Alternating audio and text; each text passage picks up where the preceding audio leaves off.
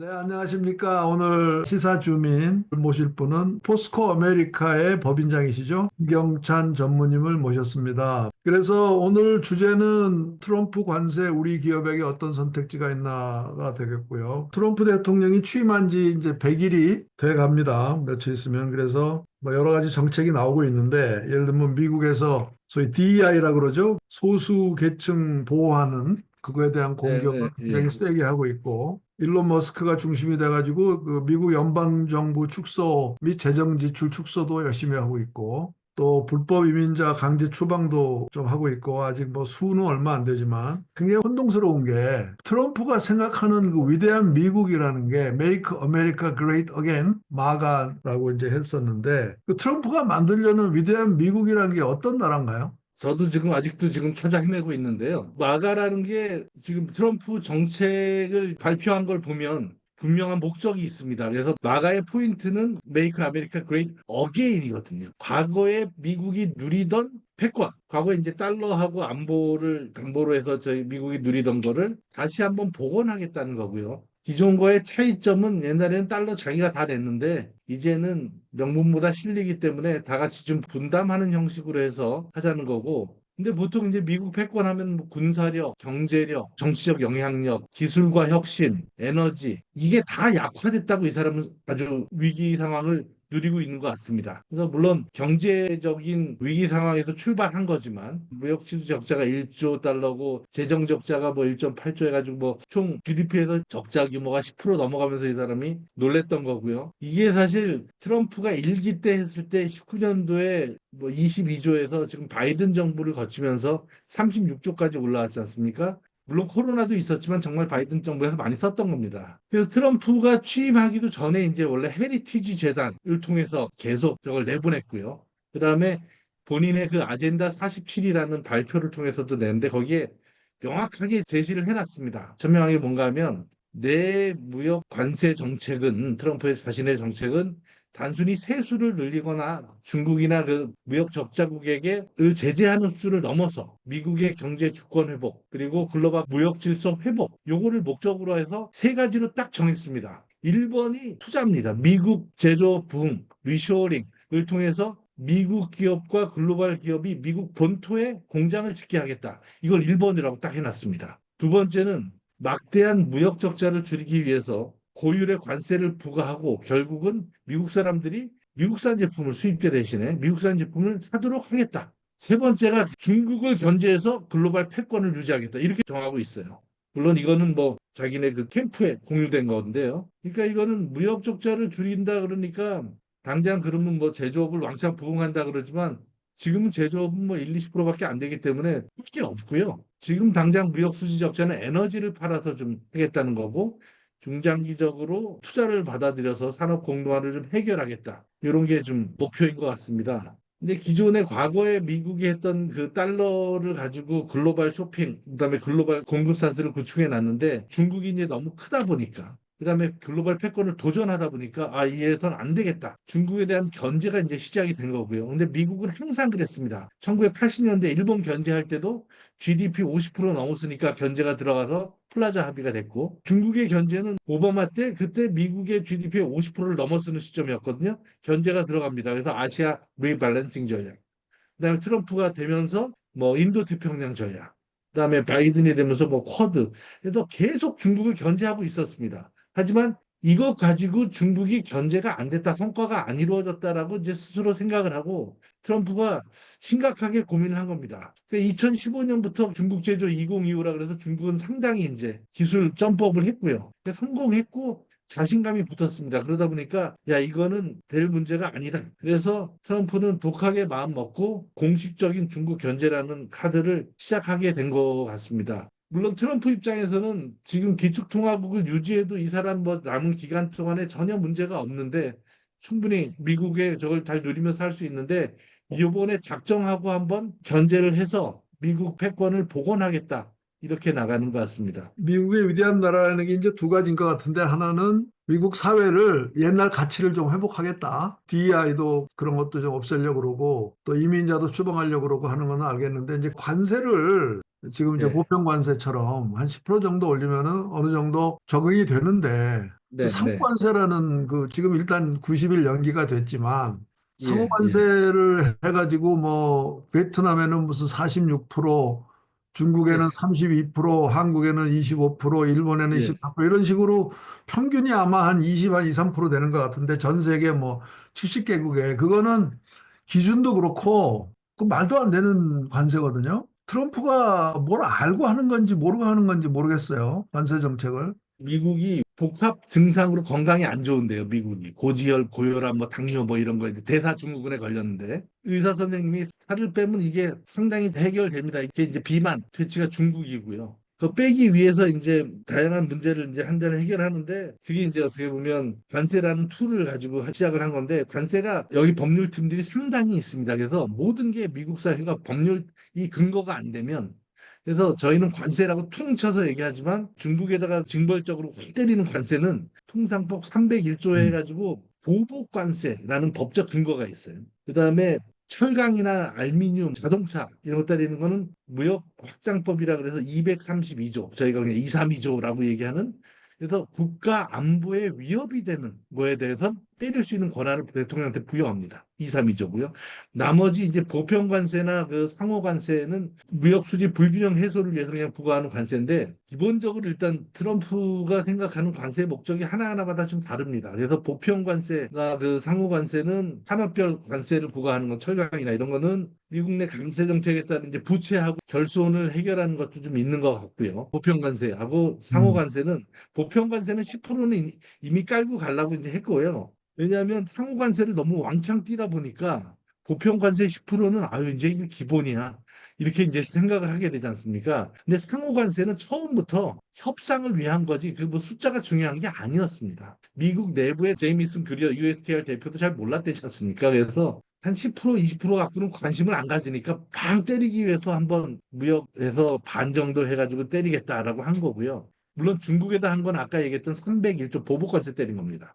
그래서 이 상호관세는 협상을 위해서 한 거기 때문에 상호관세의 크기에 대해서는 그렇게 뭐 이거는 다 협상을 통해서 하다 보면 없어지거나 확 낮아지거나 할 관세라고 생각을 해야 될 것 같습니다. 아까 이제 미국 경제가 생각보다 병이 깊다. 특히 제가 놀란 게 최근에 보니까 미국의 연방정부의 부채가 GDP 한 90% 이런 수준인 줄 알았더니 최근에 보니까 120%더라고요. 그러니까 경상으로 작년 미국 GDP가 29조 달러인데 미국 정부가 발행한 국채의 잔액이 34조 달러더라고요. 그러니까 120%거든요. 예, 근데 예, 그게 예. 지금 평균 금리가 4.2에서 4.5%면 1년에 34조 달러에 5%면은 꽤 큰 돈이잖아요. 1조 한 4천억 달러인가 그렇게 되거든요. 그렇죠. 국방비보다 예. 훨씬 커요. 사실은 미국의 지금 굉장히 심각한 위기라는 것은 관세 그게 문제가 아니고 재정 적자 문제인데 그거는 이제 예, 사실 예. 코로나 때부터 계속 늘어난 거잖아요. 그거를 줄이기가 어렵잖아요. 정부 재정 적자를. 원래 문제는 재정 적자인데 그거를 손을 대기가 힘드니까 관세를 지금 건드리고 있는데 사실은 관세는 어떻게 보면 재정 적자의 결과물이거든. 그런 점에서 아주 정책이 지금 잘못된 것 같아요. 그거는 이제 관세라는 거에서 구조적으로 좀 바꿔놓으려는 거고요. 근데 돈을 걷어서 들어오는 거에 대해서 재정적인 수입도 있지만 그 체계를 좀 바꿔놓겠다는 얘기고요. 구조적인 얘기, 운영 차원의 문제가 아니고 해서 일단 상호관세 90일 갑자기 연기한 발표 4월 초에 있었지 않습니까? 이거는 이제 국채 수익률이 교수님 말씀하셨듯이 연방정부의 부채 자체가 저희가 34조, 35조 이렇게 되는 판에 국채 수익률 가지고 이게 급등을 해버리면 갑자기 이제 문제가 돈이 엄청나게 생기고 그다음에 그 헤지펀드들이 베센트가 헤지펀드 출신 아닙니까? 네. 헤지펀드에서 엄청난 돈으로 한 50배, 100배로 이 롱포지션으로 들고 있었대요. 이게 근데 이게 이렇게 되다 보니까 과거에도 이제 그런 사태가 있었고 중소은행들 뭐 부도 사태가 날 것 같으니까 이제 빨리 얘기를 해서 갑자기 이제 90일 연기했는데 문제는 트럼프 이제 안 거죠. 안전자산으로 이제 분류되던 달러나 이 미국 국채가 갑자기 신뢰도가 하락하면서 뭐 지금 요즘 이제 셀 아메리카 뭐 아메리카 시트 뭐 이런 데서 주식 채권 달러가 이제 모두 하락하는 이제 사태까지 이 현상까지 나타나니까 트럼프 정부가 긴장한 겁니다. 근데 트럼프 정부는 사실 월가나 금융권 쪽에서 무조건 거기를 동조한다기보다는 그래도 거기를 신경을 써야 되지만 월가에서 금융자본주의를 산업자본주의와 금융자본주의로 밸런싱을 맞추겠다는 의지가 좀 있는 것 같고요. 아까 얘기했던 재정적으로 일단 부담이 상당히 되고 올해만 사실 9조 달러가 지금 만기가 돼서 롤오버 해야 됩니다. 달러는 기축통화니까 계속 무한정 롤오버가 가능한 거지만 그 돈이 엄청나게 있는 압박이 들어오고요. 그래서 트럼프도 지금 살살 하시죠 뭐 이렇게 얘기를 했던 것 같은데 이 달러의 글로벌 패권이 좀 중요한 것 같습니다. 그래서 이 달러 시스템 자체가 국채를 통해서 다시 회수되는 프로세스로 달러가 이제 돌지 않습니까? 국채가 안전자산이기도 하지만 사실 미국 국채가 안전자산이기도 하지만 기축 통화에서 무한정 롤오버가 가능한 채권이고요. 미국 국채를 사서 저희가 달러를 돌려주면 보통 국가들한테는 외환 보유고로 잡힙니다. 자기 돈 나갔는데도 불구하고 외환 보유고 잡히잖아요. 근데 채권 수익률 마켓 일드 수익률 보통 이제 채권이 흥행하거나 표면 이자와 기준금리 격차가 적을 때 일드가 내려가는데 최근에 벌어진 일들을 딱 보니까 이제 국채 신뢰성이 하락해서 야 이거 안 되겠다 이렇게 된 거고 저희가 주목하는 거는 스티브 미란이라고 국가경제자문위원회 네, 위원장 보고 미란 네. 보고서 있지 않습니까? 여기에 보고서 이 사람들 딱 쓴 거 보면 경제에 대해서 분명하게 이제 목표가 정해집니다. 그래서 미국 국채 흥행하고 이에 따라서 달러 가치 하락으로 인해서 이제 수출 경쟁력 제고를 목표로 삼았던 것 같아요. 이 사람들은. 근데 최근에 달러 가치가 분명히 떨어졌지만 마켓 일드는 요동쳤거든요. 그러니까 음. 이거는 미란 보고서에서 예측했던 정반대로 갔어요. 그러다 보니까 이거는 야 이거 달러의 신뢰성의 문제가 심각하게 될 수가 있겠구나라고 해서 베센트 쪽 말을 계속 들었던 거고 터 나바로는 원래 일기 때부터 계속 강력하게 주장을 했던 거기 때문에 근데 들을 수밖에 없었던 거고요. 근데 그래도 지금 사실 미국 금융시장이 혼란스럽다고 막 이렇게 협박을 하지만 기준금리가 다른 데 대비 4%대잖아요. 높아서 자금 유입은 계속 되고 있습니다. 미국으로. 근데 이제 문제는 트럼프는 내년 11월이 중간 선거거든요.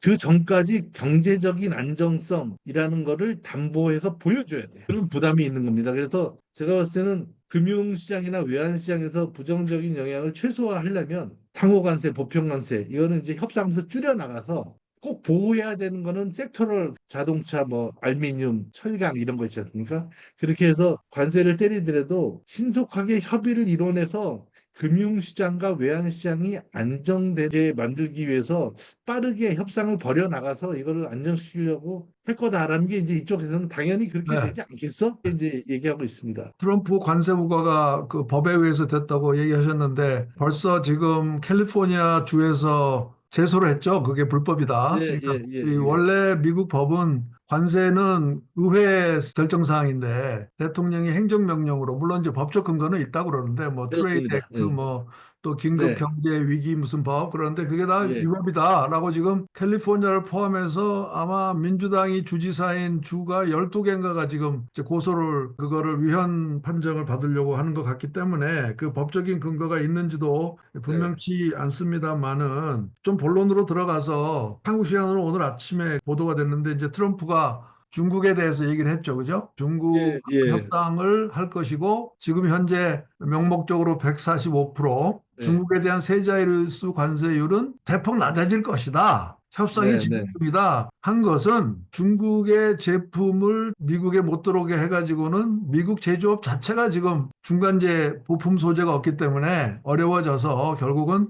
트럼프하고 시진핑이 지금 치킨 게임 하고 있는데 예, 누가 예. 먼저 눈 깜빡하느냐 이건데 지금 트럼프가 눈 먼저 깜빡한 거 아니에요?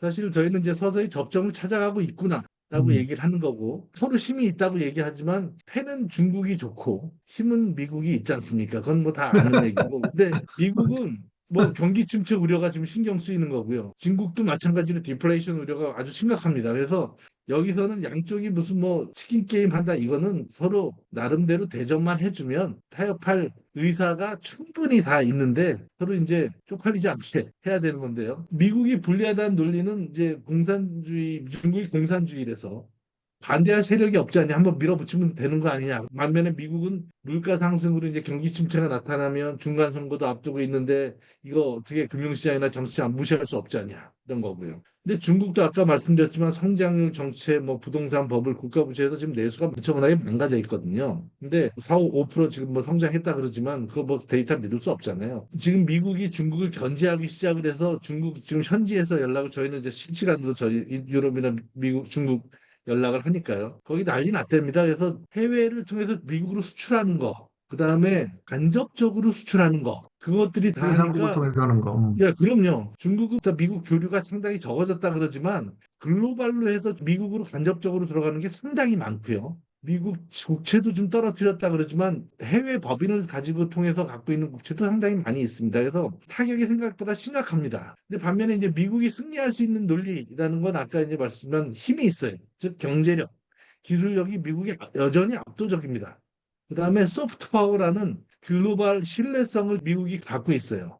아무리 중국이 경제력을 압도한다 그러지만 달러가 뭐 패권이 약화된다 그러지만 투명성에서 압도적으로 비교가 안 되는 그 위안화로 넘어갈 수 있을까요? 약화되면 약화됐지만 위안화는 넘어갈 수가 없어요. 많은 사람들이 이제 미국이 제조업 강국으로 뭐 이게 가능하겠어 그러지만 사람들은 약간 오해하는 것 같고요. 미국이 제조업 강국으로 완전히 넘어간다기보다는 아까 말씀드렸지만 모든 제조업은 다 만든다는 게 아니고 뭐 AI, 자동차, 조선, 철강, 반도체, 에너지 뭐 이런 핵심 광물, 핵심 제조업 위주로 강화한다는 겁니다. 그래서 나머지는 아마 중국을 제외한 다른 국가들하고 분업 구조를 가져갈 거예요. 근데 중국은 USMCA 멕시코랑 캐나다로도 이렇게 때리는데 캐나다와 멕시코에 있는 중국색이 없어질 때까지 때릴 겁니다. 빨간색이 음. 없어질 때까지 때리고 왜냐하면 중국이 글로벌리 구급 체인을 구축을 해놨기 때문에요. 그런 거를 뺄 때까지 좀 때릴 것 같아요. 네, 세계 경제로 보면 제일 중요한 이슈가 이제 공급망이 앞으로 어떻게 재편될 거냐. 그게 네네. 사실은 제일 중요한 이슈 같은데요. 그래서 어떻게 보세요? 중국하고 미국이 빠른 시일 내에 협상을 해서 타결을 할 거로 보세요? 여기는 다 그렇게 보고 있고요. 끝날 음. 건데 어느 음. 수준으로 끝날 거냐. 그 벌써 뭐 50%냐 60%냐 이미 정해져서 돌고 있고. 근데 뭐 야, 그거 중국이 그 받아들이겠어 좀 더 깎아야 되지 않겠어. 뭐 이렇게 얘기가 나와 있고 해서 왜냐하면 중국에 대한 관세는 아까 말씀드렸지만 통상법 301조의 보복 관세입니다. 그러니까 한 3천억 달러를 매년 중국이 지금 미국을 직접적으로 무역 수지가 그렇게 나잖아요. 나기 때문에 이거는 이제 어떻게 보면 보복 관세를 매기는 거라서 너무 또 적게 매기면 다른 소위 말하는 여러 국가들한테 대한 그 관세가 영향력이 없어져요. 그래서 트럼프가 저 대통령 유세할 네, 때 네, 얘기한 네, 게 보편관세 10%, 네, 중국에 대해서는 60% 하겠다 이렇게 얘기했거든요, 여러 번. 60%라는 관세율이 그냥 하늘에서 떨어진 게 아니고 1931년에 그 법에서 59%였거든요. 그렇게 예, 볼 때 이제 사실은 한국에서는 많은 산업에 계신 분들이 지금 중국의 경쟁력이 워낙 세니까 예, 중국이 60%나 50% 맞고 우리 10% 맞으면은 50% 정도의 그 원가 갭이 생기니까 그랬으면 좋겠다라고 지금 하고 있는데 그럴 가능성이 상당히 높다고 보세요? 다른 나라들은 다 은근히 기대하는 게 특히 이제 한국과 일본 한중일 삼국지가 어디 가나 다 이렇게 경쟁을 하거든요. 상대적으로 중국과의 경쟁에서 그냥 가격 경쟁이 정말 안 되는데 여기는 4, 50%를 때려도 하나 무슨 뭐 태양광 이런 거 있지 않습니까? 4, 50%, 100%를 맞고 들어와도 5, 60% 맞아도 들어오고 있어요. 경쟁력이 있다고 하니까. 가격이 좀 어떻게 보면 평준화 될 수 있다. 가격 경쟁력을 회복해서 현실화 플랫하게 될 수 있다라고 해서 오히려 그런 거를 좀 기대를 하는 추세고요. 대부분 다 기업들이 그렇게 생각을 하는 것 저 같습니다. 중국 전기차는 지금 들어가지도 못하지만 100% 네. 때렸는데 예, 100% 예. 때렸어도 경쟁력이 있다고 지금 그러니까. 뭐 그런다면서요.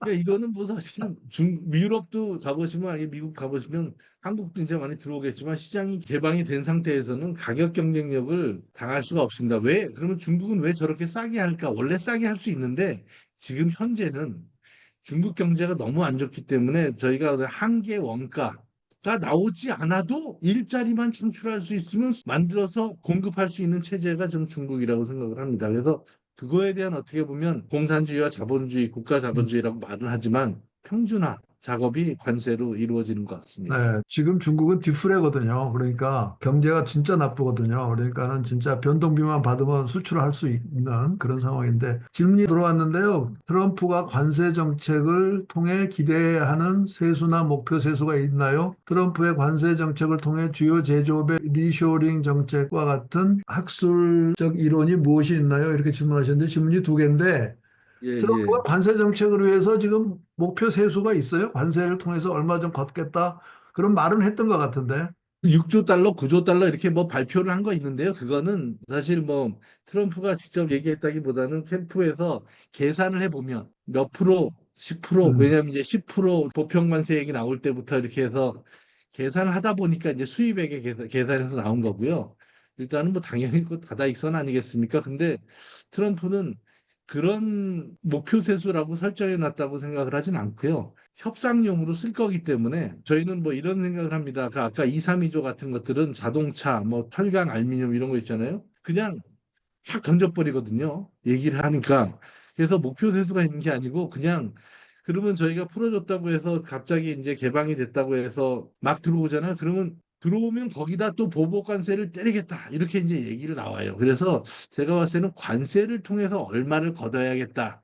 이런 건 없는 것 네. 같고요. 근데 관세가 처음에 아까 얘기했지만 상당히 관세를 통해서 무역 구조를 바꿔놓겠다라는 의지를 갖고 있기 때문에 그다음에 첫 번째 아까 얘기했던 대로 투자도 유치하고 물론 쪽팔린 거겠지만 재정을 보완하기 위해서 관세를 돈을 걷겠다 이런 얘기를 안 할 뿐이지 그럼 그런 목적은 당연히 있지 않겠어요. 사정이 안 좋으니까. 네, 근데 현재 관세 수입이 미국의 총 조세 수입 중에 차지하는 비중이 뭐 2%인가 얼마인가 하여튼 굉장히 낮아요. 낮은데 실제로 트럼프가 경상수지 적자를 줄인다면은 수입이 줄어들 거 아니겠어요. 예, 그러면은 예, 예. 관세 수입도 줄기 때문에 그 두 가지 목표는 모순된 거죠. 그러니까 경상수지를 줄이는 거하고 관세 수입을 늘리는 거는 두 가지가 동시에 이루어질 수가 없는 모순된 정책이라고 봐야 되겠죠. 그죠?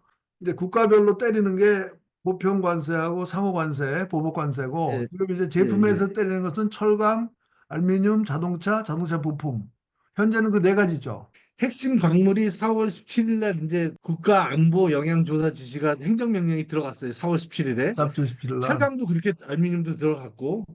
그래서 요게 끝나면 아마 핵심 광물, 뭐 핵심 광물 여러 개 있지 않습니까? 핵심 광물과 파생 상품에 대해서도 아까 얘기했던 철강, 알루미늄, 자동차 같은 2, 3위조 관세가 때릴 겁니다. 철강과 알루미늄은 네. 왜 특별히 그렇게 관심 대상이 됩니까? 그게 무슨 미국에서 고용을 많이 해서 그렇습니까? 뭐 왜 철강과 알루미늄을 먼저, 제일 먼저 때린 게 철강과 알루미늄이잖아요. 철강과 알루미늄은 일단 산업 연관 효과 때문에 수제 기업이다 보니까 자동차는 사실 내구성 소비재지만 나머지 철강, 알루미늄, 핵심 광물 이런 것들은 소재들이거든요. 소재. 반도체도 마찬가지고 해서 소재이기 때문에 산업 소재에 대해서는 산업 연관 효과 때문에 때리는 것도 있지만 그것들이 또 어떻게 보면 러스트벨트 지역에서 노조하고도 직접적으로 연계된 게 있어서 그거를 신경 쓰지 않았나라는 게 이쪽에 사람들 생각이 그게 생각보다 표밭입니다. 그게 표밭. 그 음, 사람들에 대해서 신경을 쓴 게 아닌가.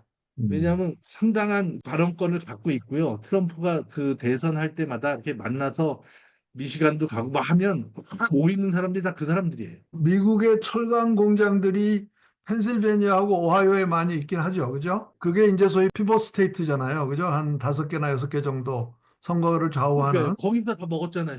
그러니까 네. 피벗 스테이트에 철강 공장이 많아서 특히 철강에서 때린다. 이렇게 볼 수가 있나요?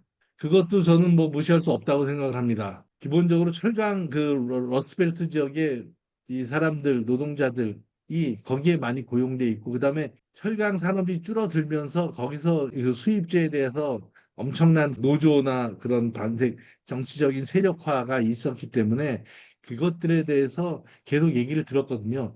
왜냐하면 근거가 다 시장에서 나와야 되거든요. 업계 신청에 따라서 하는 건데 계속 신청이 되고 노조까지 되니까 아 이것들은 이제 관세를 국가 안보라는 거를 넣어서 이건 이제 핑계지 않습니까? 2, 3이죠. 국가 안보에 지대한 위험이 된다. 그래가지고 핑계에서 그냥 때려버리는 겁니다.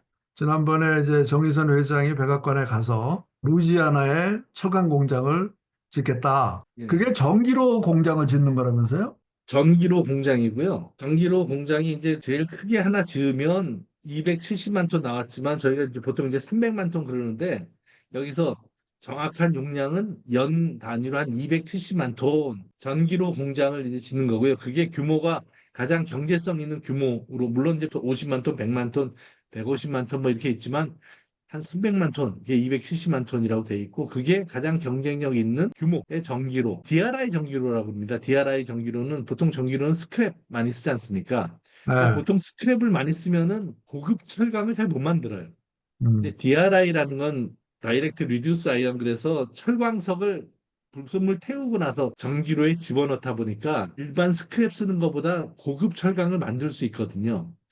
그래서 아직까지는 거기서는 이제 하면은 왜냐하면 자동차나 이런 고급 철강 자동차에 들어가는 에너지에 들어가는 이런 고급 철강들은 일반 전기로에서 스크랩 써서 만드는 거에 대한 한계가 있습니다. 기술적으로 아직 안 돼요.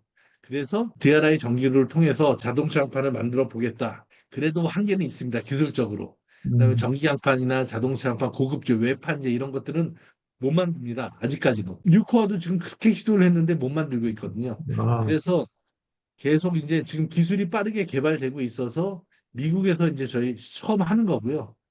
포스코도 사실 DRI 전기로를 돌려본 적이 없어서 이제 지금 광양에 짓고 있는데 광양에서 돌리고 있는데 친환경 탄소 중립 때문에 그래서 아마 현대 거기 저희가 좀 같이 조금 협력해서 DRI 전기로도 같이 공부하는 차원에서 저희가 같이 들어간 걸로 알고 있습니다. 현대제철이 루지아나에서 생산하는 캐파가 연산 270만 톤 정도면은 네네. 현대 기아차의 미국 내 수요가 어느 정도나 비중이 될까요? 현대기아차의 미국 내 수요는 보통 이제 자동차 대당 1톤을 계산하니까 심플하게 100만 대 하면 100만 톤이거든요. 근데 이제 멕시코 몬테리에도 기아가 좀 있어요. 거기는 이제 음, 리오그란데만 넘어가면 되니까 철도로. 그래서 거기까지 북미 이렇게 보면 한 120만 대 보거든요. 120만. 음, 이제 이번에 그 조지아의 사바나에다 이렇게 공장 메타 플랜트 지었지 않습니까? 거기 들어간 거 120만 대. 뭐 더 늘릴 수도 있겠지만. 그래서 120만 대 하면 120만 톤이 음, 들어가는데 사실 전기로해서 그걸 다 공급할 수는 없겠지만 하여튼 심플하게 생각하면 120만 대 120만 톤 이렇게 하면 음, 음. 반은 거기다 갖다 이제 공급하고 자기 스스로 쓰고 캡티브 나머지는 이제 어디다 갖다 팔아야겠죠. 미국 시장에다 공급하는. 그래서 저희도 아마 그게 소지분 들어가서 지분이 들어가면 물량을 갖고 와서 저희도 멕시코에 공장도 있고 미국에다 판매처도 있다 보니까 판매하는 거를 생각을 하고 있는 겁니다. 이제 본격적으로 검토가 들어가야죠. MOU를 체결했으니까. 포스코가 얼마를 투자하고 지분의 몇 프로 갖고 이런 얘기는 일체 보도가 안 됐는데 그건 아마 협상 중인가 보죠, 지금? 아웃라인은 나왔는데요. 아직까지는 뭐 최종 결정되지는 않았고요. 왜냐하면 저희는 입장은 기본적으로 포스코는 미국 시장에 이제 들어간다고 회장님 취임 때부터 말씀을 했지 않습니까? 포스코가 지금 한국의 주요 기업들이 그렇지만 자금 사정이 좋지 않은 상황에서 인도네시아, 뭐 저희는 뭐 다 공장 돌리고 있고 거기에 이제 더 확장하고 투자하는데 제철소도 짓고 미국 동시다발로 전 세계의 제철소를 세 개를 다 짓는 거는 상당히 무리가 있습니다. 그래서 우선순위를 뒀는데 그다음에 인도네시아는 제철소를 돌리고 있는데 거기다 추가 확장하는 거. 왜냐하면 이제 투자 매력도를 봤더니 미국도 중요한 시장이고 안 들어가면 팔지를 못하니까요. 근데 이제 성장률이나 이런 것들을 보면 상대적으로 미국은 후순위거든요. 그래서 미국에 대해서는 저희 입장에서는 당장에 뭐 로우키로 좀 들어가서 발을 담그고 그다음에 천천히 기회를 보면서 확장을 좀 해 나가겠다는 이제 목적을 가지고 현대랑도 의견을 좀 조율하고 있는 걸로 알고 있습니다. 네. 그런데 철강 공장이라는 것은 하나 지려면 몇 년 걸릴 거 아닙니까? 그죠? 한 5년 걸리나요? 3, 4년 걸리는데 1년 동안 계획 작업 하다 보니까 그런 거고요. 전기로는 좀 빠르고요. 3년이고요. 대규모 투자를 하는 거는 관세가 계속 된다는 전제하에 하는 거 아닌가요? 그게 과연 올바른 전제인가요? 투자에 대해서는 사실 그럼 관세가 바뀌면 후회할 수도 있지 않냐 뭐 이런 거잖아요. 근데 네. 철강 같은 경우에는 저는 한국 다른 기업들은 그렇다고 생각을 해요. 관세를 통해서 이렇게 된 거는 관세를 흡수하려는 노력을 일차적으로 해야 되는 거고 사실 관세는 부과되면은 뭐 수출업자 그다음에 이제 뭐 환율이나 수입업자 고객사가 나눠서 이렇게 분담을 하거든요. 이게 한국 기업 입장에서는 이제 쭉 하다 보면 아까 얘기했던 일괄적으로 하다 보니까 저희가 기회가 될 수 있는 게 경쟁에서 비슷해졌고, 그 다음에 이번을 계기로 기업들은 대부분 다 공급을 위해서 저원가 고품질 생산 능력을 한국 기업들은 특히 혁신을 해야 됩니다. 그런 노력들을 통해서 자체적인 경쟁력을 가지게 될 거고요. 그래서 일단은 제가 봤을 때는 투자도 있지만 그렇게 노력을 해서 이렇게 대응을 해야 될 거고, 그 다음에 철강 같은 경우는 좀 다른 게 기존에 트럼프 나오기 전에도 18년부터 체결했던 USMCA라는 게 있지 않습니까? 나프타가 네. 바뀐 거. 여기에 USMCA 규정이 뭐가 들어가 있냐면 자동차나 뭐 이런 거에서 현지 멜팅 철강 같은 거에 멜트 앤 폴드 기준이라고 해서 현지에서 쇠물 녹여서 만든 거 자동차 부품에 이렇게 쓰면 그거는 무관세. 나머지 해외에서 조강 기준이라 그러는데요. 조강을 해외에서 한 거를 쓴 걸 가지고 부품을 만들거나 이거 강판을 자동차를 만들면 세금을 때리겠다. 이게 크게 많습니다. 그러다 보니까 그것도 이제 25년, 26년 이렇게 한도를 기한을 뒀어요.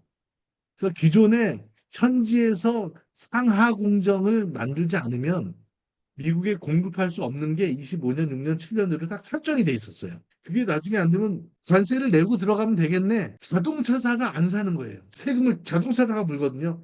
자동차사가 안 사기 때문에 이거는 자동차사가 공식적으로 몇 년째 철강사들한테 요구합니다. 니네 좋은데 미국에 언제지요? 를 저희는 한 3, 4년 동안 계속 그걸 받았어요.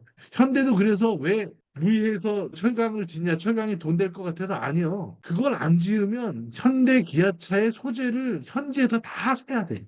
그것도 품질도 안 좋은 거를 다 그냥 사야 되고 가격은 널뛰게 할 테고 시장은 막혔으니까 수입이 제한돼 있는데 가격이 널뛰게 안 되겠습니까? 한 8천만 톤 시장인데 한 2, 3천만 톤이 들어오거든요, 매년. 2, 3천만 톤이 부족한 것도 있지만 못 만드는 것들을 위주로 들어와요. 미국은 음, 70%가 전기로라서요. 못 만드는 음, 것들이 꽤 있습니다. 일본이나 한국이 들어가는 것들은 미국에서 상당 부분 못 만드는 것들이 들어와요. 그래서 토네이도 때문에 변압기가 황창 나갔을 때 급하게 품목 예외해가지고 한국에서 전기 강판이 많이 들어가고 왜 못 만드니까 현지에서 그런 음, 것들이 있어서 투자를 통해서 미국 산업이 고도화되기 전까지는 한동안 전환기에 수요 산업과의 갈등이 많이 있을 겁니다. 그래서 수입을 철폐해달라, 관세 뭐 해달라. 왜냐하면 수요 산업은 앉아서 원가가 올라가니까요. 그러니까 이거를 트럼프 임기 지나면서 21년도에도 수요 산업에서 관세 철폐해달라고 공식적으로 뭐 데모하고 그랬거든요. 근데 그래서 아마 그런 것들이 있고 철강은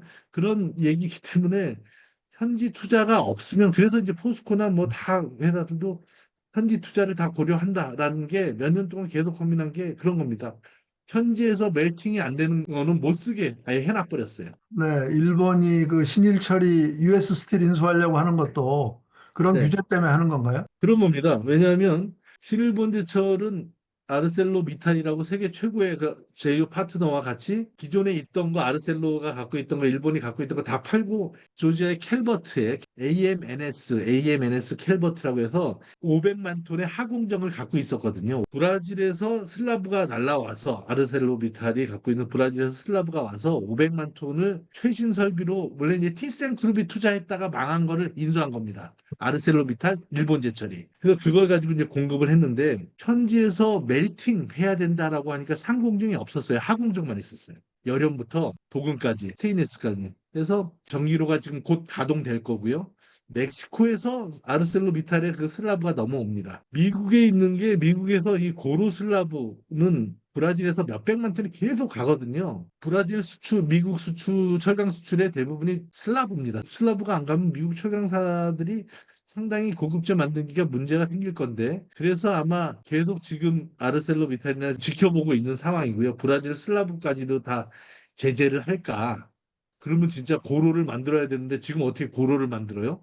새롭게 만드는 건 다 전기로일 텐데 전기로에서 만드는 거는 제품의 한계가 좀 있고 아직까지는 그래서 좀 많이 갈등이 있고요. 한동안 아까 얘기했던 전환기에는 브라질에서 올라오는 나프타 지역에 있는 슬라브는 허락을 해주지 않을까라는 게 이제 저희 생각입니다. 여기 질문이 하나 나와 있는데 오늘 세션 고맙습니다. 미국 시장에서의 규제, 관세와 관련된 오늘의 논의를 떠나서 전반적으로 포스코와 중국 철강 업체들 간의 글로벌 경쟁력에 대해서는 어떻게 보시나요? 포스코는 중국 업체들에 대해서 어떠한 경쟁 전략으로 대응하고 있나요? 굉장히 큰 질문인데. 예, 중국 철강사들은 상당히 많이 따라와 있습니다. 산업 자체가 중국이 많이 따라와 있고요. 철강업에서만 보면 보통 일본과 한국이 비슷하다 그러지만 일본은 한 2년 정도 차이가 있다 그러고요. 고급제에 있어서 1, 2년. 그다음에 중국과는 한 3년에서 5년 차이가 있다 그러고 중국에도 이제 철강사들이 1등부터 100등까지 있지 않습니까?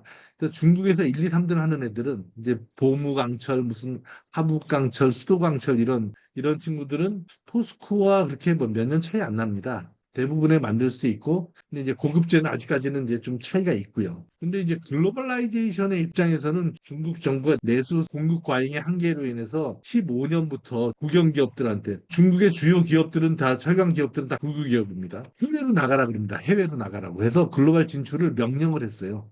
그래서 몇 개는 해외로 나가고 했는데 여기서 그 당시에 이제 트럼프 정부랑 뭐 해서 그걸 다 막아냅니다. 그래서 중국이 해외로 나오는 거에 대해서 트럼프 정부와 바이든 정부에서 그걸 막아내서 포스코하고 와서도 포스코 좀 해외를 같이 나가면 어떻겠냐 뭐 이런 얘기를 했는데 그것들은 이제 전제가 자기들이 경영권을 가져야 된다 뭐 이런 정책들이 있고요. 그러다 보니까 이제 해외로 나간 몇 개는 있지만 대부분 다 아프리카 이런 자원 투자도 많이 했고 철강 관련된 여러 투자를 했지만 지금 이제 동남아로 나가겠다고 막 발표를 했습니다. 중미들이 해외로 진출하겠다고 발표한 거 보면은 엄청난 양의 2, 3천만 톤 양의 물량이거든요. 왜 발표를 했냐면 중국 정부가 가이드라인을 세워 숙제를 줬기 때문에 그런 거예요. 근데 경쟁력에 있어서는 갭이 좀 좁혀져 있는 상태고요. 근데 글로벌라이제이션에 있어서는 아직까지 중국 철강사들도 포스코나 이런 거 사줘와서 계속 좀 운영 노하우나 어떻게 투자 뭐 이런 거에 대해서 좀 가르쳐 주세요. 뭐 이렇게 얘기를 하고 있지만 기술 측면에 있어서 보면 상당히 많이 쫓아와 있고요. 그다음에 오히려 뭐 공장 자동화 이런 것들에 있어서는 거의 빠르게 따라오고 있어서 뭐 기술력 갭은 그렇게 크지 않다라는 게 저희 생각입니다. 이제 오늘 주제가 트럼프 관세에 대해서 우리 기업이 가진 대안이 뭐냐 이건데 트럼프 관세가 굉장히 지금 유동적이고 자꾸 바뀌잖아요. 이 트럼프 관세에 대해서 지금 기업이 너무 빨리 움직이는 것은 현명하지 못하지 않나 이렇게 생각하는데요. 그러니까 이제 철강은 좀 다르겠지만 일반적으로 봐서 트럼프 관세가 지속성이 있는지 또 그런 걸 믿고 무슨 전략을 세운다는 게 말이 되는지 거기에 대해서 좀 의견 부탁하겠습니다. 그 의견은 100% 동의하고요. 아마 이제 트럼프 관세 때문에 공약을 많이 했지 않습니까? 음. 기업들이.